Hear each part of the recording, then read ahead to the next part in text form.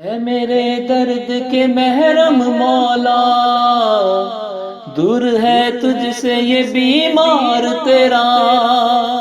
ان اللہ و ملائکۃ یصلون علی النبی یا حی الذین آمنوا صلوا علیہ وسلموا تسلیما۔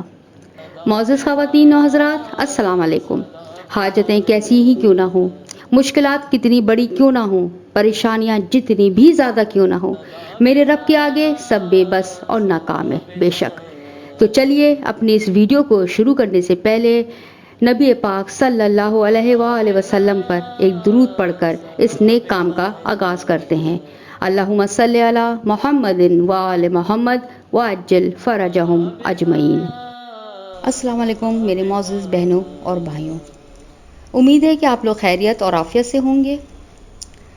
ایک عورت کی زندگی اس وقت مکمل ہوتی ہے جب اس کے یہاں اولاد ہو جاتی ہے، وہ اپنے آپ کو ایک مکمل عورت تصور کرنے لگتی ہے۔ بے اولاد عورت کا درد اس عورت کے علاوہ کوئی نہیں سمجھ سکتا جو اس خوشی سے محروم ہو رہی ہو۔ تو آج میں آپ کے لیے ایک اتنا پاورفل اور مجرب وظیفہ لے کر آئی ہوں کہ یہ جس نے بھی کیا الحمدللہ الحمدللہ اللہ تعالیٰ کی رضا سے وہ صاحب اولاد ہو گیا۔ اس لیے آج آپ کے ساتھ میں یہ وظیفہ شیئر کر رہی ہوں، اور اس کو کرنے والا کبھی بھی نا امید نہیں لوٹے گا انشاءاللہ۔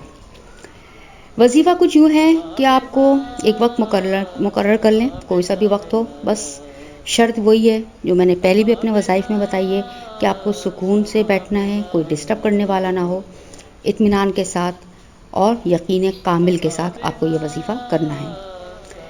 صلاۃ الحاجت کے 2 نفل آپ کو پڑھنے ہیں، پھر نماز ختم کر کے جائیں نماز پر سکون سے بیٹھ جائیں۔ اپنے پاس ایک گلاس صاف پانی کا رکھ لیں اور 11 بار درود شریف، درود ابراہیمی یا کوئی بھی چھوٹا درود نماز کا آپ پڑھ سکتی ہیں وہ پڑھیں۔ پھر 7 مرتبہ سورہ فاتحہ پڑھیے، پوری سورہ فاتحہ کو مکمل کریے۔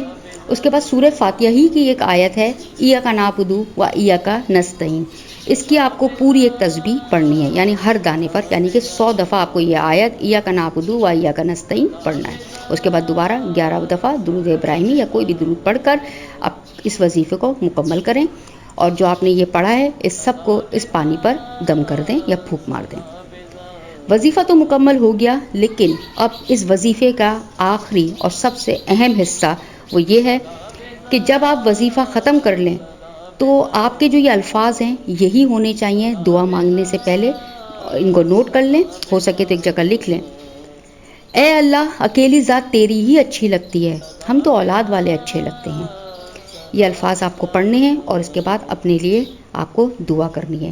اس کے علاوہ پورے دن میں آپ جتنا پڑھ سکیں قرآن کی یہ آیت ربی لا تذرنی فردا وانت خیر الوارثین، اس کا بھی ورد کرتی رہیں۔ مجھے امید ہے کہ انشاءاللہ تعالی یقین کامل کے ساتھ اور خلوص نیت کے ساتھ کیا گیا یہ وظیفہ آپ لوگ کو ضرور فائدہ پہنچائے گا۔ اگر آپ کو میری ویڈیو پسند آئی ہے تو اس کو لائک اور سبسکرائب کر کے میرا حوصلہ بڑھائیے، اور شیئر کر کے ثواب جاریہ بھی آپ حاصل کر سکتے ہیں۔ اور اگر کچھ بھی آپ کو بات سمجھ نہیں آئی ہو اور پوچھنی ہو تو نیچے کمنٹس میں آپ مجھ سے پوچھ سکتے ہیں۔ اگلی ویڈیو کے لیے اللہ حافظ، اپنا بہت خیال رکھیے گا۔